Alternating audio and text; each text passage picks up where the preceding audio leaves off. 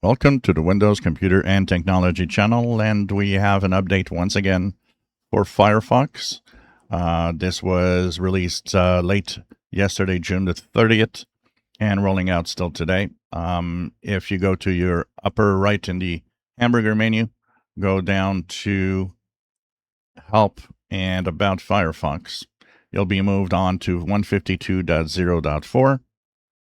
Basically, this has a few bug fixes. So if you have problems, there's quite a few bug fixes that are announced there.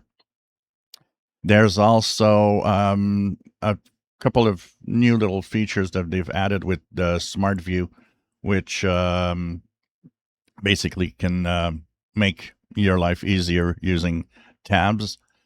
But probably if you're not interested in most of new features, it's security updates.